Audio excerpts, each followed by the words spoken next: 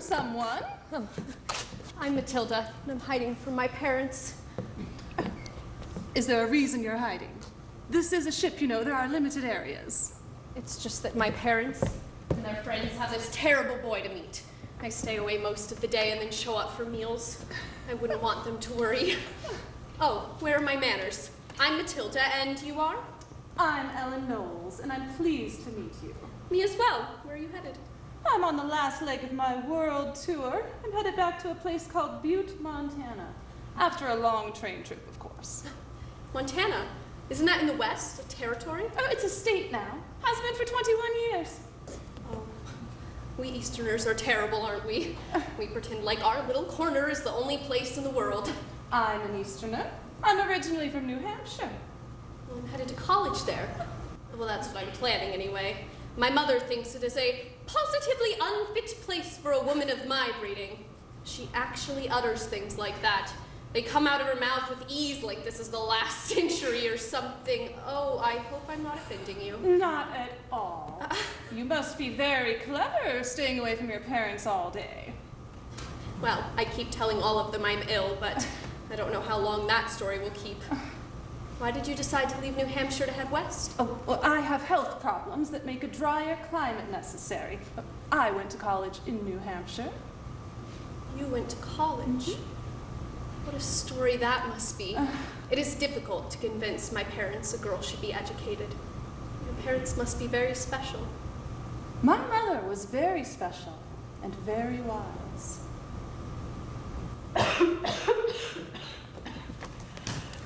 Is there anything I can do to make you feel more comfortable? Not right now. I'm sure Catherine will bring me something from the doctor when she gets here. Sit with me. If you're wanting to have some kind of discussion, I just won't have it. You're so stubborn, David. You don't know what's going to. You don't know anything. You are not a doctor. I will not have this discussion about this nonsense, about you thinking that you're going to be leaving us. You must be frightened. I most certainly am not. I just know that you are going to be all better soon. This is just a bad run, that is all. You have had bad bouts like this and have been back with us. Darling, I'm going to speak with you, whether you like it or not. We have the matter of Ella and her schooling. Really, her whole life. Her schooling? Her schooling is the last thing on my mind. She's a smart girl, don't mistake me. Sharp as a sword. She picks things up from I don't even know where. But she's a girl, and her place is not in a college somewhere. I hope when I am gone... You will not be gone. You will not. I am done with this matter. I hope when I am gone that you will consider the wit and strength of your daughter and hold it above whatever notion you may have about what a girl should and shouldn't be doing. I will not be here to stand up to you for her. This is my final plea. When we were married, do you remember what I had to go through? You merely had to prove that you weren't married before, to be married in the church, and to be accepted by my parents. But you were married before you married me. Why didn't you have to prove some kind of moral purity? Men do not have to follow those rules, Louisa. It is the way it is. Education of our daughter may change that. The way it is may change. Please consider that she is different. She can bring about a new way of thinking.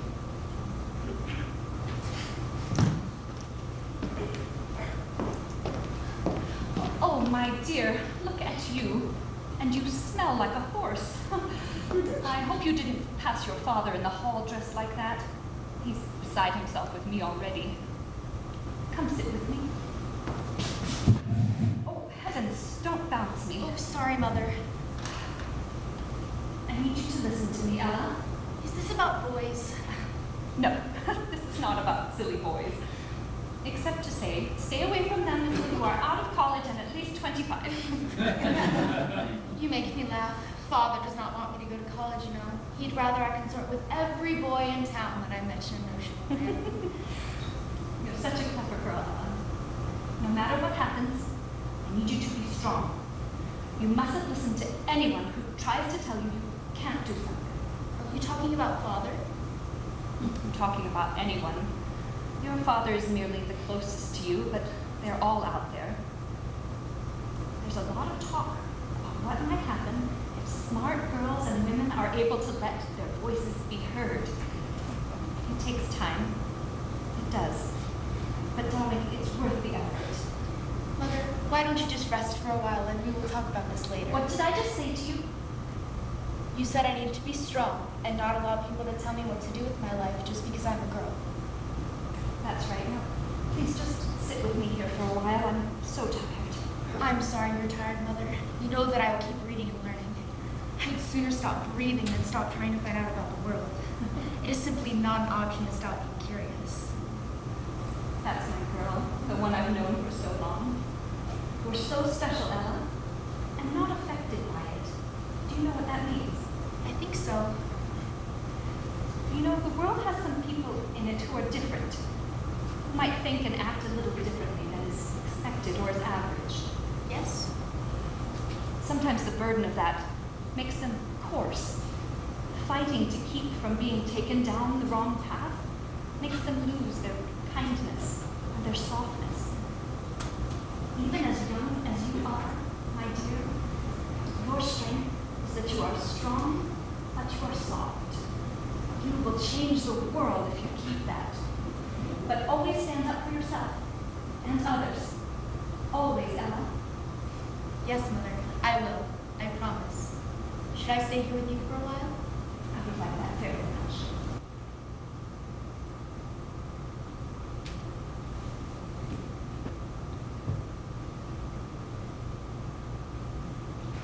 Ah, there you are. You know you must receive the guests, Ella. Remember, you are still expected to be a good hostess. My dear mother is gone. Having known her, I think they will forgive me. Sometimes we must overcome our feelings to do what is right. Does that mean you are overcoming your feelings to pay for my schooling then? Do not be smart with me, young lady. Look, your mother had wonderful notions about your future. All mothers do. But we fathers look for the best way to protect our daughters. Look at your sister, Ada. She is so happy. She is getting married. Your cousin Carrie is as well. They are doing the things that are proven to make women happy in their lives. Think of the future you could have with a comfortable life. I have never imagined a comfortable life, Father. It is not a goal of mine. It is not in your best interest to fill your head full of possibilities that will never come to fruition. The safe place for a girl and a woman is in the home, protected by her father and then her husband. Well, I suppose it is good I've found a way to do it on my own then. You will forever have a place here, Ella, if you choose to humble yourself. Thank you, Father. I leave for Bates Academy tomorrow and start a position there next week in addition to my schooling. I will miss you so much, even though we disagree. I will have Catherine help you pack. You still may want to attend to the guests.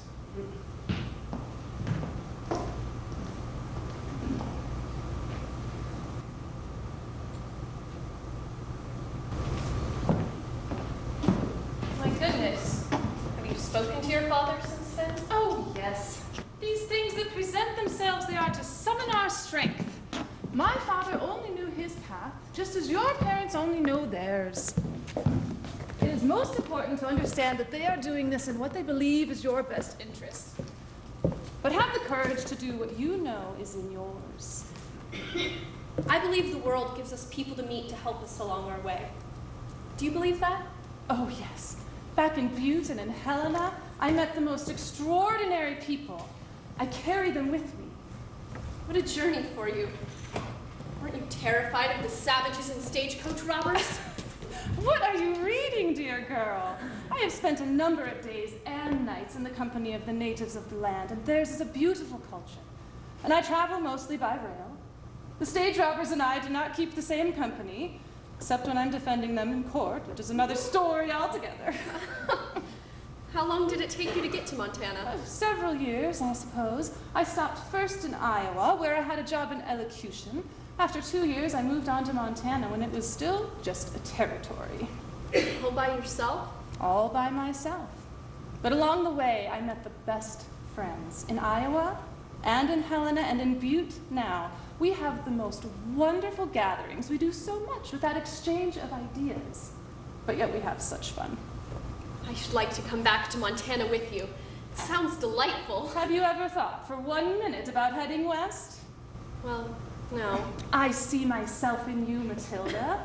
But we can't do everything in a lifetime. What do you really want to do? What's the first thing that comes to your mind? I want to write books. Scads and scads of books about love and travel and philosophy and you, Ella. I want to write about you. Well, then that is what you should do. And along the way, the things that really speak to you, you should do them. But ideas that just come to you as notions can wait until they become so amazing that you can't ignore them. Well, I'm afraid it's time for dinner. I don't think that terrible boy can be here again this evening. So I'm going to eat all the food that I can. Will you be out again tomorrow? May I bring my book and write some about you? I would like that very much.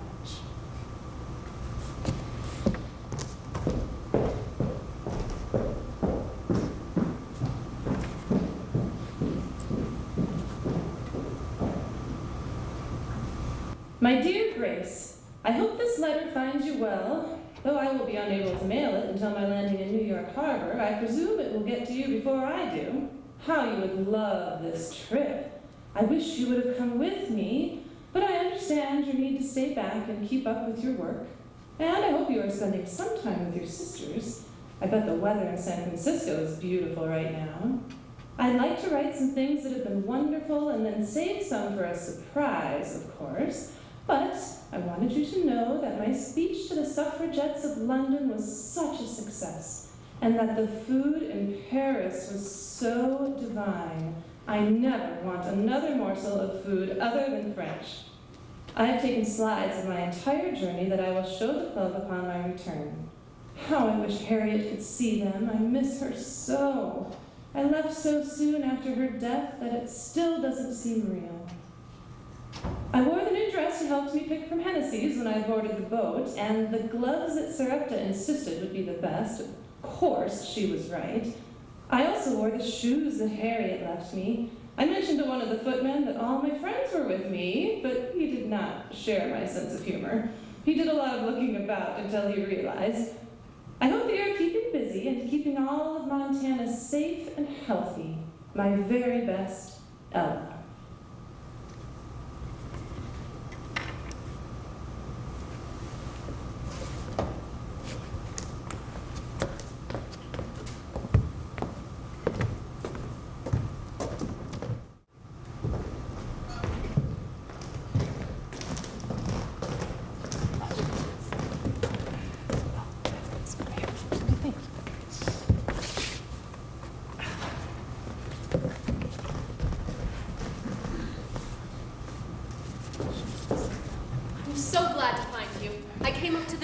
And thought I'd missed you.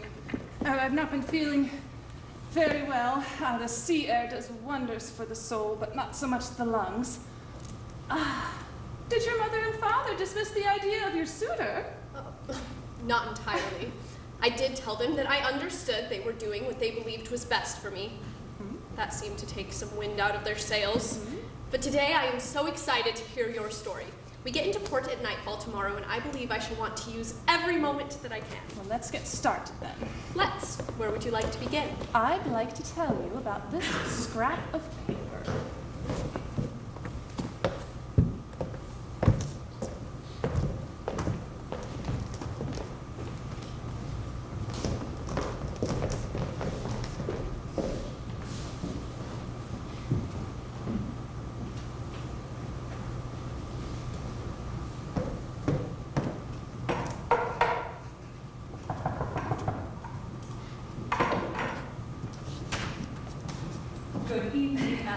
It is so lovely out tonight. I walked and didn't take the carriage. You must be so excited. I am. Let's wait until Harry gets here to discuss. I admire that painting. Is it new? I bought it on my last trip to San Francisco. It took a long time for it to arrive, just last week. I thought it was new. I can't stay still anymore, Ella. I heard about your promotion to principal at West Side. It is flattering, to be sure, especially after only a year of teaching at Central. Flattering. You have earned it, my friend. Now, let's have some of our special tea and toast to you. I would love to celebrate this. I would. But it is simply not what I came here to do. Well, certainly you can do it for a little while. It's a great opportunity to show your leadership, Ella. It is, and I don't want to seem ungrateful, but my love is the law, and I have decided to pursue that. It seems like a good time to do it. Over the summer, I will find somewhere to continue my studies. But the security of that position, as a single woman, do you really want to give that up? You must be making this something a living a little easier. I understand, Ella. There was nothing in me that would allow for me to stop pursuing medicine. But that is an easier path than the law. I think because the men find it to be more nurturing and involve less thinking. Those men, of course, have not studied science. But you must consider what an opportunity this would be to show your leadership. Let me read you both something. This is the current belief about women pursuing the law from Justice Bradley. The natural and proper timidity of the female sex unfits it for many of the occupations of civil life. The constitution of the family organization, which is founded in the divine ordinance as well as in the nature of things, indicates the domestic sphere as that which properly belongs in the function and dominionhood of women. The paramount destiny and mission of women are to fill the noble and benign offices of wife and mother. This is the law of the Creator. Well then, you must do it. Yes, you must. We shall help you. Oh, it makes me go mad. Ever since I was small, it has. During school, all the boys were behind me in every subject. But still, they were allowed to do things I wasn't. I had no desire to learn to cook or to sew, though learn I did. I wanted to take the experiments class. And from what I could see from their books, I understood better. How do you stand it? It is important to feel mad. And then it is important to use it as fuel to do something about it. When so many women are comfortable in roles of submission, it makes them feel safe, I have decided. It is important that we show them that if they want, they can be something other than what we are told. We must let them know we are not lesser. It just seems so impossible. I watch some of my friends pretend to be less than they are to charm boys, and it makes me want to scream at them. How do you do it so gracefully? Well, I'm not always graceful, but I have learned that the fight is long and must be done with the outcome in mind. Changing the collective opinion is a little like raising children, from what I've seen. It's tempting to berate the little creatures into submission, but the results of that is only temporary. The better way always is to show them a better way, to prove them wrong, sometimes with action. Tell me about your study of the law. Well, it's quite the tale, so hold on to your boots. I started when I was still back east, after I had worked my way through school with a wonderful man named Henry Barnum. But I couldn't finish, as I've said, because of my health, and my doctor advised that I go west. Montana was still a territory then, and it was a difficult road after I refused the principal position. It was not provided for that I could even sit for the bar exam as a woman. I'm beginning to feel ridiculous for my little problems. Did you ever become an attorney? Oh, yes. And I carry 2 gold coins around with me as a reminder.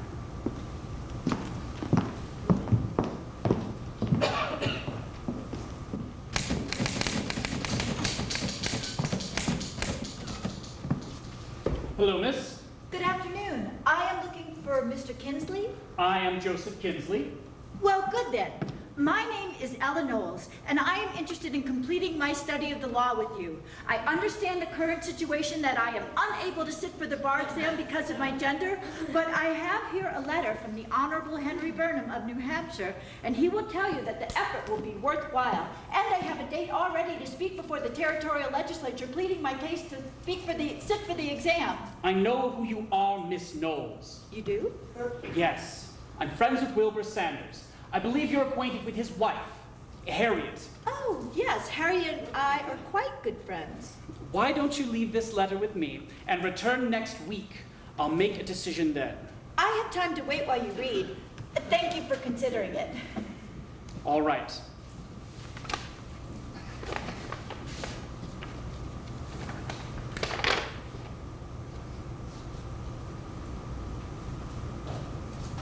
Well, this is quite impressive. I've had colleagues who haven't done this level of study in contracts. But you must understand that everyone starts in the same place. I won't make exceptions for your gender. I wouldn't accept the exception. How do I begin? You will begin like every other intern, by soliciting business from the merchants. They generally go to each door, and when they have secured enough clients to support their study, then they begin. It is a lovely afternoon for a walk. I will start right now.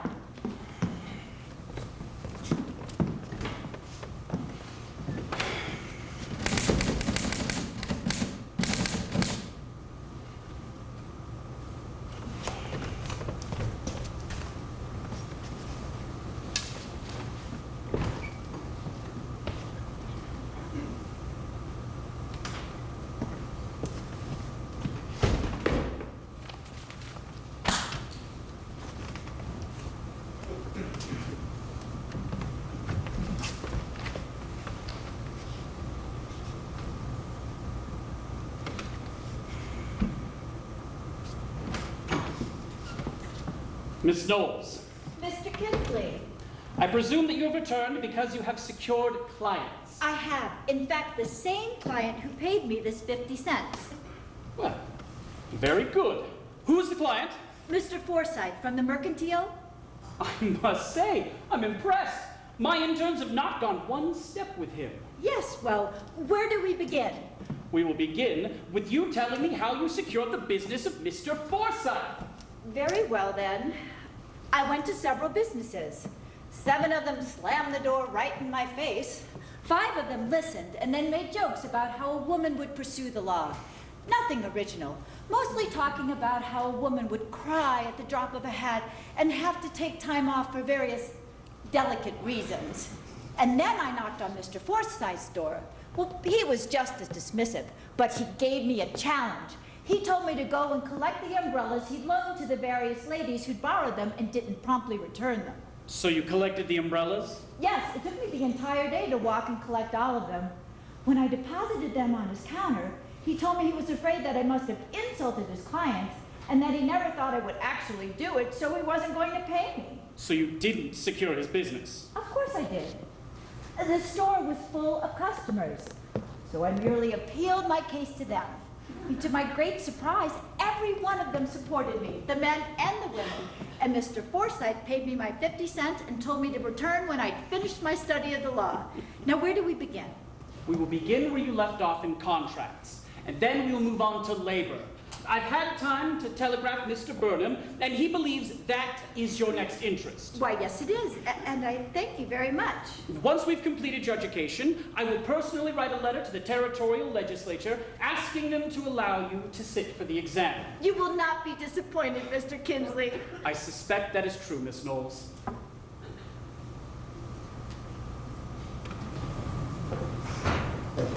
Really? Soon we'll be able to say we know the first woman attorney in the territory. So exciting, Ella. Before Wilbur left for Utah, he was speaking with Joseph Kinsley. He's very impressed with how quickly you've learned. He really is quite impressed with you. Ella, it would be so charming for you to come and speak at the Women's Club. You know that Charlotte would be honored. How is your sister? I'm so busy with the club and the children. Ella, we should go to Hennessy's and get you a new dress. Yes, we could make a day of it. Ella? I am very busy getting prepared to speak, but I think I could take some time on Thursday. It would help my nerves for my speech on Friday. I need one also. James is coming to visit. My brother is such a catch, Ella. I can't wait for you to meet him. I can't imagine what I do with a suitor right now. Could you have him delay his visit until next spring? Because surely Ella's schedule will clear up next spring. Gentlemen of the legislature, I thank you for your attention today as I ask you to allow me to take the bar exam and become the first female attorney of this great territory. While I have read the arguments against the admission of women to the bar, I can assure you that neither my intellect nor my countenance will prevent me from being a true steward of the law and its practice. I have studied among the best in the nation and have their confidence. It is shown in the letters I have provided you. I would thank you to consider my plea that a woman's voice could be heard in the Montana halls of justice from this point of history forward. Thank you. So that's how you became the first attorney. What a wonderful story. I wish it had been that easy. Unfortunately, they denied my request. I don't understand. We didn't either. If it weren't for my friends most of the time, I don't know if I ever could have gotten up to face it again.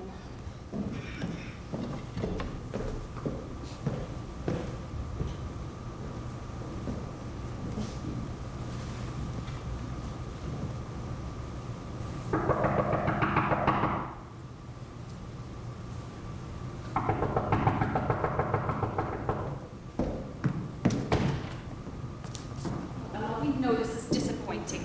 We heard from Wilbur and we're devastated for you. Joseph was on his way as well, so here we are. No one has seen you in town all weekend. We know that's not like you. I really thought I had their support. They seem to be agreeing with me. It baffles me how something so inconsequential as my gender can prevent me from doing something that by all accounts I have at least a better than average aptitude for doing. I have no idea what on earth is in the heads of those men. What I do know is they've not yet worked with you. I have, and I do. So, let me help you. I have letters from both you and Dr. Burton, both excellent legal minds with fine reputations. If they choose not to listen to you, they most certainly will never listen to someone they believe is just naturally inferior. Don't despair, Ella. You know there will be other chances. Now, what are you going to do about it? We know our mighty Ella won't just sit back and let this stop her. It must not, for all of us. Well, I suppose I will get up and continue my studies, if Mr. Tinsley will have me. I'll see you tomorrow morning. Don't be late. Certainly not. We don't know how you managed to go on. Well, as I look back, it was one of the most invigorated times. I think I would just take to my bed. I don't have your constitution. You don't have my experience, is all. Constitution is gained from times like those. My next steps during that time were not just for me, but for legions of women who would come after me. I did not have the luxury for self-pity. So what did you do? I put on a smile, and I got to it. There is the matter of the territorial legislature this week. Yes, I shall be in attendance with other women of the same goal. You know it has been said that this bill is solely being discussed because of you.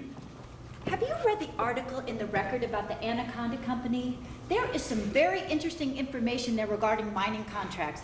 I'd like to do more of that work for you. Have faith, Ella. The world is changing, and yours is the legal mind Montana needs as a new state in a new world. Now, where did the new intern put that mercantile contract file? I have some good information that you will have a positive outcome. I think President Harris's tariff proposal is quite interesting. And my cousin sent me an article you would find very intriguing. Does changing topics regardless of conversation make you much more comfortable, Miss Knowles? Oh, look, there's Mrs. Heller. Her husband needs to sign a contract. I will catch her and let her know. I do so enjoy her company.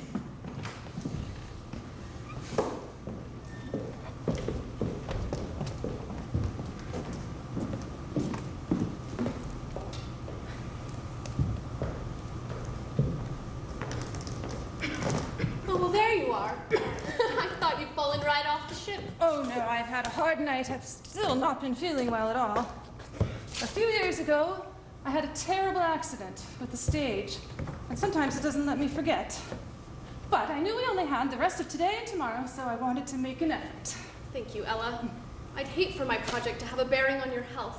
Well, maybe we should talk to the ship's doctor?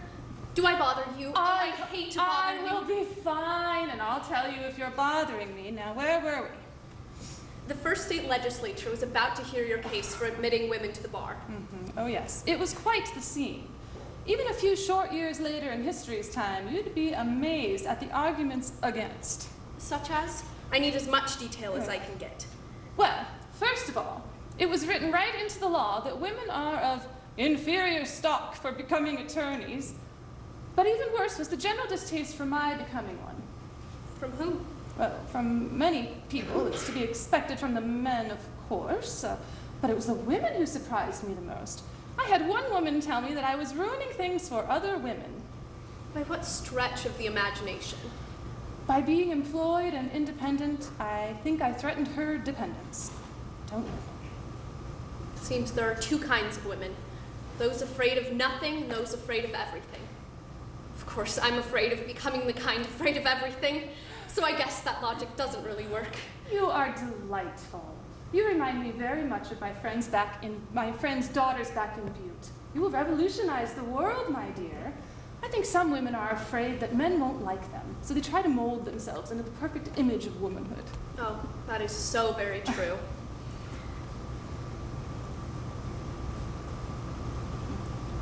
And what about men? They will survive. No. I mean you and men. Looking through my notes, I realize I have nothing on romance. Oh, it's coming, my dear, it's coming. But first, law.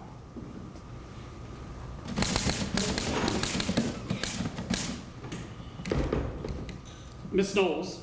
Hello, Joseph. Have there been any telegrams? There might have been. Let me look.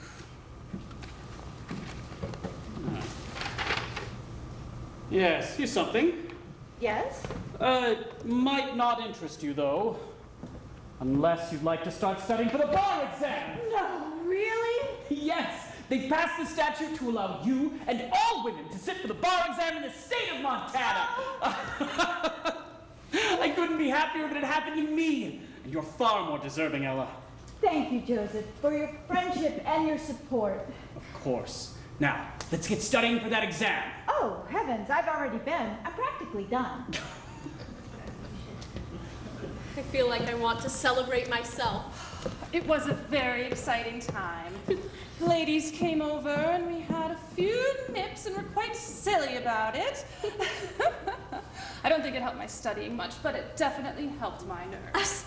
And how did you do on the exam? Well, not to brag, but better than anyone. Well, ever. Oh, my goodness. I may have brought a little nip myself, and I've stolen a couple of sandwiches as well. You are my kind of girl, Matilda.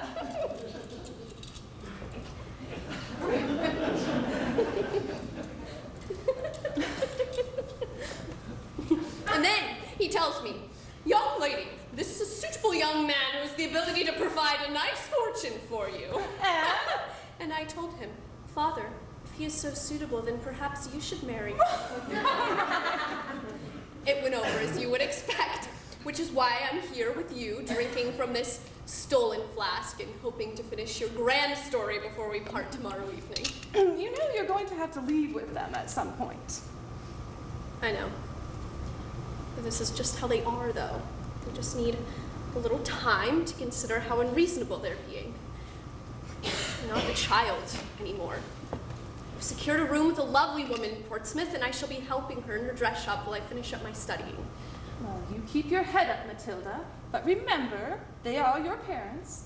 All they want is to know that you will be fine.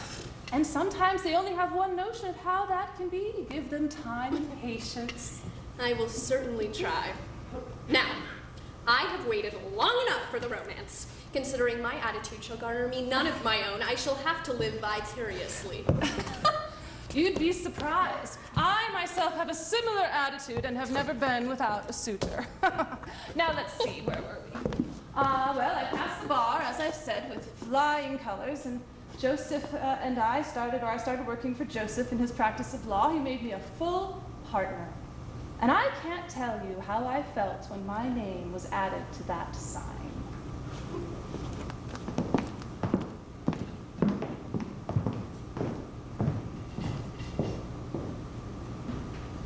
I don't remember a time when I've had so many feelings about something. I am suddenly overcome. Think often of your journey here, Ella.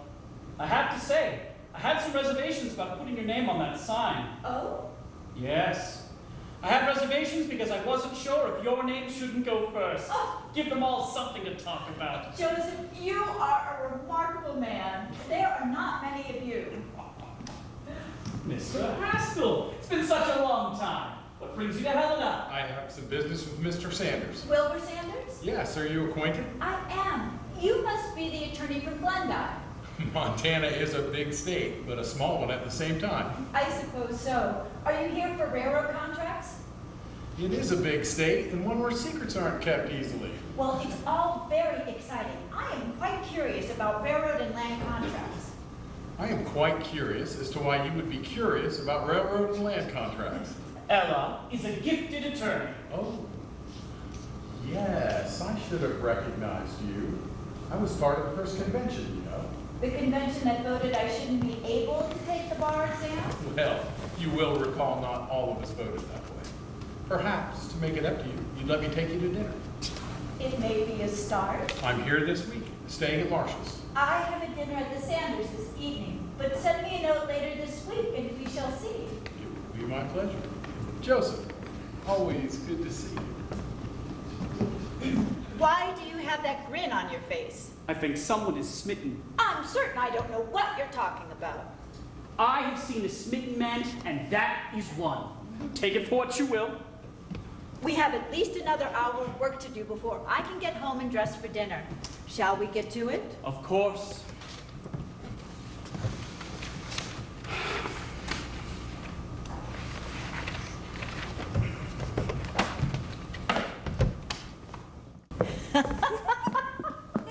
That beef was excellent. And the potatoes. I've never had them prepared like that. And what a pleasure to meet the Rankins. Their young daughter, Jeanette, was quite charming. I asked her what it was like to come all the way from Missoula. She told me it was quite boring, like school. Out of the mouths of babes. I couldn't help but notice the gentleman from Glendive paying a lot of attention to you. Couldn't tell you with everyone around, but I met him earlier in the day and he asked me to dinner. Dinner? I'm so excited. You know he has several children. 4, yes. His wife died bringing the 4th one into the world. They stayed with a sister-in-law there. And he's smart enough to keep up with you. Huh, I can't wait to see how this all turns out. I think you're getting a little ahead of yourself. We've barely spoken. But I have a feeling, and you know my feelings. We are discussing railroad and mining contracts. Well, don't get too romantic on me. Oh, Grace. For a woman of science, you do have your idiosyncrasies. Come now, Ella. He's quite a handsome man, and he does have a presence about him. You can't say you have nothing for him. Well, there was a moment when we were standing there that I did feel something. My heart beat a little faster. But I don't want to get ahead of myself, and I can't afford much distraction right now. Besides, he lives in Glendive. Except for his railroads business, I will barely get to see him. Well, it is exciting, and I don't think you can stave the romance off much longer on his side of things. I watched him try to place himself closer to you in all the rooms. It was quite amusing, really. Oh, Grace, I do love you so. What would I have done without friends like you here? You are expertly changing the subject, and I feel the same way. Now, I must get some sleep. I make the trip back to Butte tomorrow. Really, you should consider visiting more often. You have such good friends there. I will consider it. It seems like the social hub of Montana. And really, consider everything else. A woman cannot live on law alone. Night, Grace. Good night, Ella.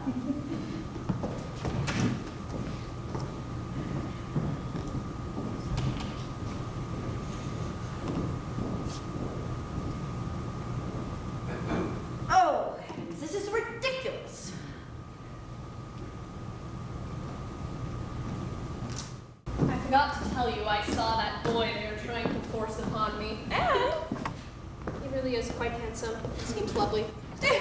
it is important to keep an open mind. I suppose so. Did you and Henry Haskell have a nice dinner? Unfortunately, we didn't make it to dinner. He was called back to Glendive on business. Well, that's disappointing. Did you ever see him again? Oh, yes. Did you have an enjoyable time in Butte? Quite the lot of socializing going on there lately. You seem to be that way a lot now. I hope I don't lose you to a new city. I have no plans, though it is quite the place to be. So many different people from different places. I get a little tired from the sameness here. No offense. Do you know, I met someone from China, someone from Ireland, and someone from Italy at the same party, all because of the mines. I suppose it does bring a certain amount of variety to the place. Yes, and I have been speaking a lot to the new members of the new political party, the Populists. Have you heard of them? Yes, the ones against the banks. Well, that's a little simplistic. They are for the people. You know that the people who work in the mines work horrible hours in terrible conditions. I suppose that is true of all the working men. You know that movement was founded to stand up against the Eastern elites, as they call them, and that some people may consider you as one? I merely come from the East. I don't subscribe to every notion from there. And does it have to be this way? The only reason it has to be that way is because the elitists with the purse strings don't care about those people. You make a good point, Ella. Don't you think that in our profession we could make a difference in some way? I believe the law is the perfect vehicle for making sure that those who could be taken advantage of have a voice. Well, you've certainly made your mark in that area already. Don't you ever just want to have a quiet, relaxing time of it? You must be joking, Joseph. You seem to be relaxing now. Oh, yes, I do relax, just not when there's work in front of me to be done. Go on. Well, I mentioned the Populists because that very week I received a telegram from the party itself asking me to be their candidate for Attorney General. A politician. My goodness, another uncharted territory. But I think you are just trying to distract me from the romance again. Whatever happened to Henry Haskell? Well, I agreed to become the Populist candidate for Attorney General. And Henry Haskell agreed to become the Republican candidate for Attorney General. No, this can't be true. Oh, but it is. It's all very true. As I look back, I realize this is my life. Please, tell me everything that happened. Well, I traveled 3,000 miles to speak to all the people of Montana. My last stop before the election was in a place called Missoula. When I first argued to take the bar exam, my best supporters came from Missoula. Missoula. How do you spell that? And what a name. It's a Salish word from the Salish tribe. The town used to be called Hell's Gate, but then it was changed to Missoula, which means frozen water in Salish. Missoula. Seems there's so much to get my arms around. I've never heard of the Salish. One bundle at a time, I always say. We can't know everything at once. We just have to take it one step at a time. It was my great pleasure to be asked by the People's Party to pursue the position of Attorney General of the state of Montana. In this, my final stop of more than 3,000 miles, I ask you for your vote next Tuesday. My opponent, Mr. Haskell, is an honorable man and one with excellent credentials. I ask you to consider our differences and decide yourself what set of principles will be the best for the future of Montana and your family. In a state full of natural resources, we must consider the intrusiveness of regulation from those in the East who do not understand the richness of our Montana. My understanding of the law make me an excellent candidate to interpret and guide our lawmakers to crafting the best legislation for Montana. We must also fight to preserve our right to access to the land and to protect our workers from outside governance. If you vote for me, I will make it my sole mission to set Montana on a course of proper resource management, a necessary expansion of rights for all Montanans, and a legal course to greatness. Thank you. Miss Knowles. Well, Mr. Haskell, I trust this is your last stop also? Yes, it appears we've plotted the same course. I wish you well next week. I believe I have adequate support. I hear they've given you quite the nickname. Oh, yes, Portia of the People. I can thank my elocution classes, I suppose. People have been so kind. I must say, you have given this your best effort. What else would I do? You've impressed me with your commitment. I just don't want you to get your hopes up because of the positive response you've been receiving. Pardon me? I feel a kinship with you, Ella, and I'd like to keep you from disappointment.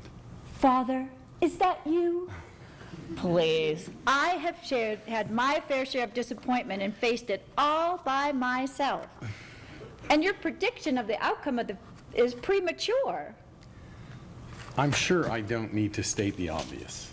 Perhaps you do. Women can't vote. Well, right now they can't, but I dare say I've garnered the support of many men. In person, but the polls are private. I suppose we will wait and see. That we will. Be well, Miss Knowles. And you, Mr. Haskell? Oh, I can't stand it. Did you win? Not entirely. We lost the election, but only by a few hundred votes. So close they had to count them again. And remember, most of my friends couldn't vote for me. So garnering 11,405 votes from men was a victory in itself. Do you think it will ever change? Do you ever think women will be able to vote? Will you stand up and help it change? Oh, how could I? I don't know what to do. I don't understand why I'm not allowed to contribute to the governing of our country with my vote. It will be a hard fight.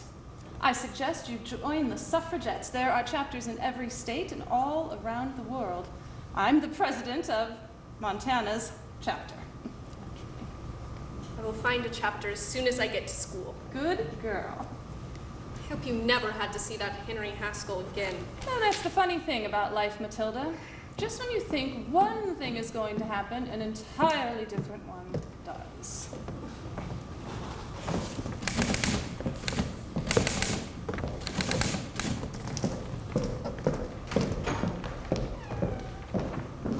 Good afternoon, Miss Knowles. Well, Mr. Haskell, I trust you received the telegram I sent with my sincere congratulations. I did. Thank you for your graciousness. You made a great candidate and a formidable opponent. Thank you. Are you looking for Joseph? He should be back at any moment. I came to see you. Oh? Yes, I believe we have a dinner to reschedule. Well then, I would enjoy the chance to get the ear of the new Attorney General. I would enjoy the chance to get to know you better. Are you able to go tonight? I may have prematurely made reservations for us at the new club. I could hardly say no then, could I? I was hoping you couldn't. Say around 6:30? That sounds fine. Oh, I almost forgot. Yes? Over dinner, I'd like to discuss something serious. Oh? I'd like to ask you if you would consider being my assistant attorney general. No, really? Miss Knowles, or I think I'm speechless. I didn't mean to come in here and upset your day. I thought it would be a compliment. You certainly have the keenest legal mind. Yes. Well, it might be a little proud to agree. No. I mean, yes. I would love the chance to be your assistant attorney general. Are you sure you don't want to think about it? I don't need to think. Thank you so much. I am quite humbled and overwhelmed. We have a lot to talk about then. Yes, let's get right to work this evening. Well, I didn't mean for my offer to ruin our dinner together. Hmm? Oh, my. Yes. All right. Tomorrow. Can we start tomorrow then? I will see you this evening at 6:30. Your enthusiasm only proves my decision correct.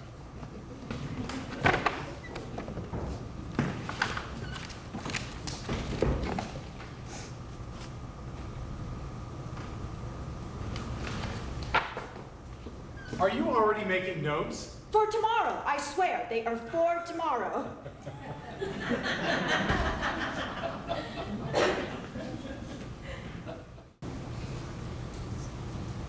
Can you believe what has transpired in a few short months, Ella? We are thrilled. More than thrilled. Grateful you managed to get through it all. You know, I hear from an unnamed source that Henry Haskell is quite smitten with you. You mean from your husband? He has asked me to be his assistant AG. I find that wholly flattering. Oh, now he's trying to get close to you. All he would talk about was the dinner you shared, and at the club, no less. He says you're brilliant company, and I'd say that's most of his interest. Or she could be competent and he may want her on his side. Or both. Let me just say this. I am happy with all of it. If he has his designs on me, then I am quite interested. We did have an excellent time at dinner. We have very much in common. But I do believe that his interest in me as a possible romantic companion does not make it less impressive that he has asked me to be his assistant. I believe his intentions are pure and reasonable on both fronts. That is a good way to look at it. Ella always makes us see things in the right light. What is first on your agenda? We only had a short time to meet today, but we have already discussed some things we are both in agreement on. But really, we will have to wait until the next legislature convenes. I do worry about anyone in politics. It's been difficult for Wilbur, and even worse for his uncle. Governor Edgerton will never set foot in Montana again. You must understand the opinion of those who don't support vigilantism, Harriet. There really is so much more to the story of both men, Your Grace. Mr. Sanders is a fine senator. That is agreed. And he defended the action of his uncle and others brilliantly in Utah. I do try to see the merits of both sides. Sometimes trying to see equal merit makes us blind to lawlessness. This could be true, certainly. I understand we as a nation are committed to defending those who are most certainly guilty of offenses, but that shouldn't make us blind to right and wrong. With regards to the law, a vigorous defense is right. It is up to the jury to determine guilt or innocence. No matter what our differences, I'm certainly glad you're in our corner. I don't think you'll keep Mr. Haskell on his toes. What a wonderful thing that you can discuss ideas with your friends, even though you disagree. I once tried to bring up a terrible occurrence with the Lakeview Gusher in California with one of my acquaintances. And? Do you know what she said? No. Dining by the shore has made your hair quite a sight. I try to endure the shallow discussions. You know, some of us can do both. I do enjoy a good frock, and I love to feel pampered, but I consider my small vanities a side dish, not the whole meal. A side dish. I'm going to write that down. I don't even think I need to be my own person anymore. I can just borrow you. You are delightful. You should grow into who you are instead. I insist. Well, see, now I'm confused. About? You keep insisting that romance is coming in your story, and I keep presuming it is with Mr. Haskell, but then nothing seems to materialize. Well, it may be because I don't really like that particular part of the story. It's all very confusing. I've been pondering it for years. Oh, well, let's talk about something else. No, it's the natural progression. Now let's see, where were we? 1895 and 1896. Yes, I did serve as assistant AG and enjoyed it very much. And it allowed me the freedom to pursue other interests that I otherwise would not have been able to if I were in the position by myself, and Henry Haskell and I had a lovely courtship during that time. I knew it! Can you believe something like this? That you run against each other, he would appoint you as his assistant, and then you would fall in love? Oh, how marvelous! It was marvelous, looking back now. I don't know. Knowing what I do, what would I do? But isn't that always the question? And isn't it always the answer that we'll never know? There's only one way we can go, and that is forward. Can we skip the romance? It seems to upset you. Oh, and I don't want to. No. Henry and I had a lovely courtship. I was only thinking about where to begin. I suppose we could begin with the accident.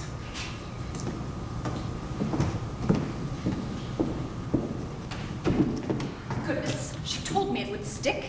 What does she get in every day? She probably doesn't even notice. Our Ella, probably not. Now, what needs to be done? We need to water the plants in the bedroom. Oh, Henry, come in. It's just horrible. Hello, Henry. Good evening, ladies. Wilbur told me you'd be here helping. I haven't yet had word of Ella's made it to San Francisco, have you? I have not. I begged her to recover here, but she insisted. They say she'll be in great hands when she arrives this year at this house. And I can't imagine her sit there with all those broken bones. I just wish I had been there with her when it happened. I feel like I could have stopped it. The stage was going so fast, and it swerved right into her. I don't think anything could have been done. They say the doctors work miracles on her. I saw her off at the train, but I had work on the railroad contracts and a hearing I couldn't miss. If anyone, Ella understands. Oh, by chance, have either of you read the newspaper? Oh, heavens. We weren't going to say anything. What? Have I missed something? I read from the minutes of the Helena Women's Club. We move that the Honorable Henry J. Haskell, bright and erudite Attorney General of Montana, and Miss Ella Knowles, brilliant barristress, go find some preacher man and make the office unanimous. Well, that is just delightful. Could it get any better? Clearly, the public has spoken. It appears the trip to San Francisco is in order. Really? After all these years? There was always the matter of the children, and I wanted some of them to be grown enough to... Oh, just go. And could you give her something for me? Of course. Please, give her these. She loves them so, and they will bring her such luck. When are you leaving? I will go tomorrow morning. The stage will take me to the train. I should be there in 4 days. 4 days? Remember when it took longer than a week? You'll give her our love. You know I will. A wedding, isn't that exciting? I hope Ella is happy. You know, why wouldn't she be? You're always so skeptical. Not skeptical. Protective. He does have all those children, and she certainly never wanted any. I fear he's marrying her to turn her into some kind of nursemaid. Well, let's just wait and see. He has had the same nurse for the children since they moved to Helena. I can't see them changing those arrangements. I hope you are right. So he came all the way to San Francisco and proposed?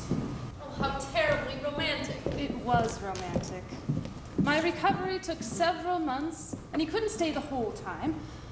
But he came back in May, and we were married at the Palace Hotel there. My friends held us a lovely reception in Helena, and then it was on to married life. And you never had any children? Henry did that for me, and they were practically grown by the time we were married, so it's not like I was their mother. But in 1896, we finished our terms in the Attorney General's office, and I took up the cause of the suffragettes. I was elected their president that year, and it was the speech that I gave at that convention that allowed me to speak to 10,000 suffragettes in London on this tour.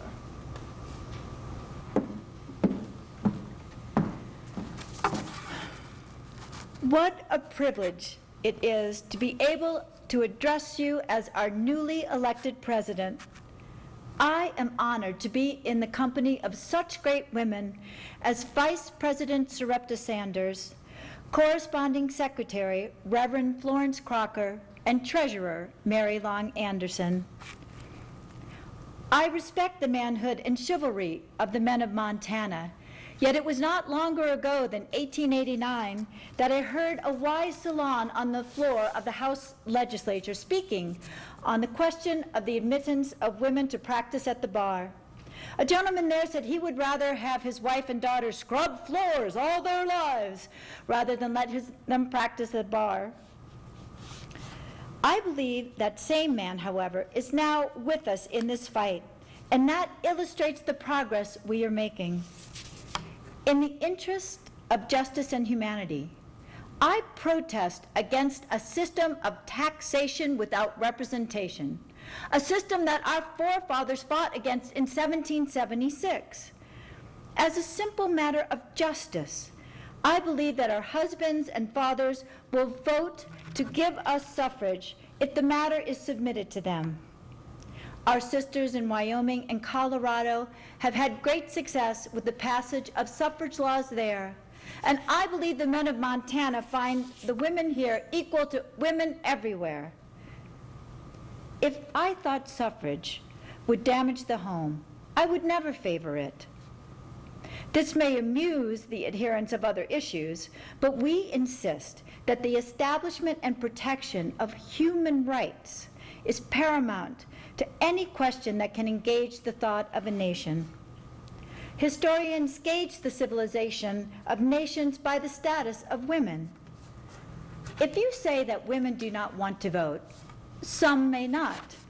But historically, men of all races have been given the vote and have not asked for it. We are asking for the right to vote, to further the cause of women to the benefit of humanity.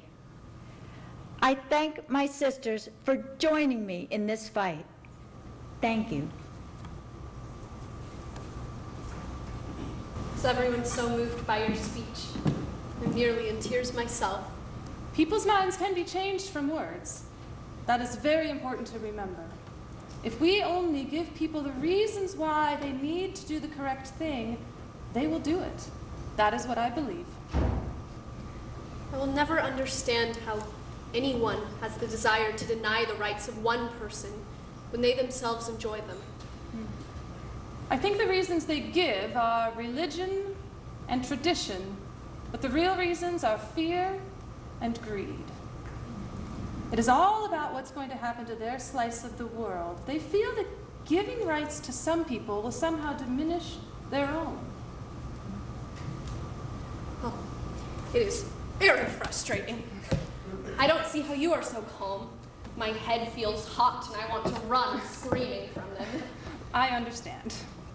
I hate to rush you, but we are nearly out of time for today, and I suppose you want to know why my romance was a source of sadness. well, yes. Well, there came a time in 1901 when Henry decided that it would be best to move back to Glendive to practice law and to raise his youngest children around family. This was not a question he asked me. This was a statement that he made to me. So, you moved to Glendive? I had nothing in Glendive except for Henry.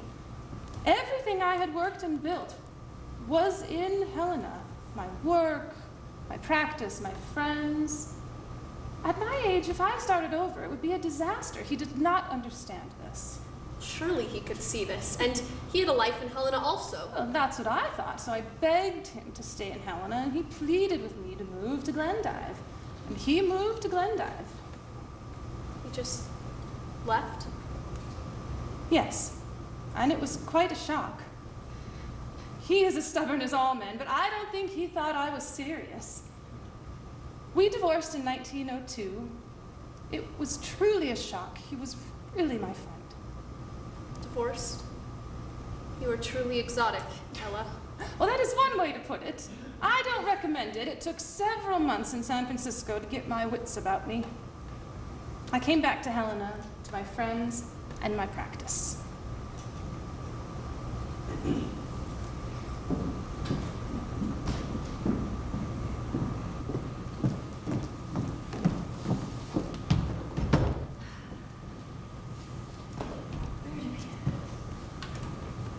All I'm saying is that Wilbur had such a difficult time trying to defend the Chinese workers in Butte from the unions who were boycotting their business. It's a frightening place. I know you don't want me to move, Harriet. Grace, talk some sense into Harriet, please. Ella wants to move to Butte. Well, that's hardly any help. Harriet, you can visit anytime. I've rented a lovely flat at the Napton there, and there's plenty of room. But your practice. I've done as much law in Butte as I have in Helena. All the mining contracts I've written are in Butte. It's really not a stretch for me. What do you hear from Henry? Harriet, it's fine, Grace. I haven't heard from him. Not even in San Francisco. Just don't understand. You are both so stubborn. That is the truest statement. Ella, no matter what happens, we will visit. And it'll be more fun because we'll all have to stay. I have lovely rooms for everyone. Seems as though your mind is made up then. It is. When do you leave? Next Tuesday, they come for my things. We have nearly a week. We'll do whatever you want. Okay, but I get to choose. Fine. Make a list, you poor sock. So you moved to Butte. I moved to Butte. It really was a very exciting place. And you recovered from lost love? I don't know. I think I've learned to live with lost love. However does one do that? We are told that there are some kinds of love that never change, but darling, I have not seen it. Henry and I were met at the mines. It was a wonderful thing. Of course it was sad to lose it. And that's what I thought about in San Francisco, roaming the streets. Nothing ever stays the same. Ultimate happiness is merely the acceptance of change. But I want a love and a romance that lasts forever. Oh, well, then that is what you shall have, my dear. Don't listen to an old lady on a boat. You are hardly an old lady. You may be older than my parents, but they are ancient in their heads, and that is far worse. We better get going. I can't wait to hear all about Butte tomorrow afternoon. They've agreed to have breakfast with the families, including Peter. Peter? I'm sorry, that's the name of the young man. I promise I'll tell you all about it tomorrow. Well, that would be wonderful. Goodbye, Ella. Goodbye, Matilda.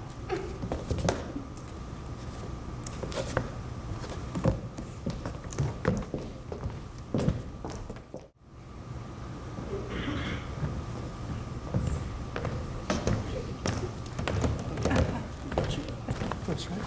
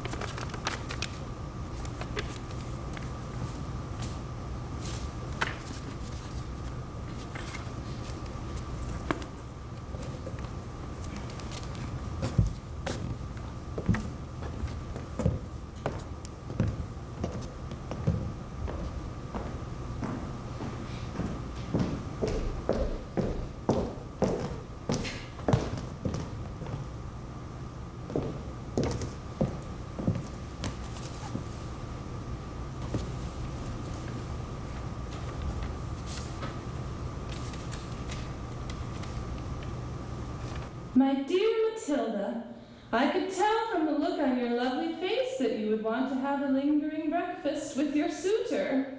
I know also that you are sitting here reading this feeling terrible. Please don't. This is life. All of it is life. I know that you have a project to finish, though, so I'd like to tell you about Butte. My life continued there happily. My friends visited. We lost people. Our Wilbur in 1905 and lovely Harriet last year, sadly on her way to visit me. Grace and Sarepta continue to be my constant companions. I cherish them, and I hope you find your cherished friends too. The practice of law followed me happily to my new practice in Butte. I hired a wonderful assistant, Daniel, who was like a son to me and provides me with a wealth of youth and humor. There are things I didn't get to tell you, like that I purchased my own land. I purchased mining contracts myself, something that women couldn't do a short time ago. Did you know that I was also the first woman notary in Montana? It seems small, but it was a victory too. And that I was also the first woman to try a case in front of the U.S. Supreme Court. Also the first to win. I've been a congressional delegate, and I've campaigned for a president. My point is not to write a tiring list of my accomplishments. It is to show you that when you look forward, please think that there is so much to do. Not all of it is easy. You will not succeed at everything. Your effort is the point. Please pursue anything you wish with all of your heart, even if it is that young man. The point of all my fight has been that the result will be young women can choose their destiny. I hope your life is a brilliant adventure. If you would ever like to write, please do. I have included my address. And of course, I would welcome you in wonderful Butte, Montana, anytime. My very best, Ella Louise Knowles.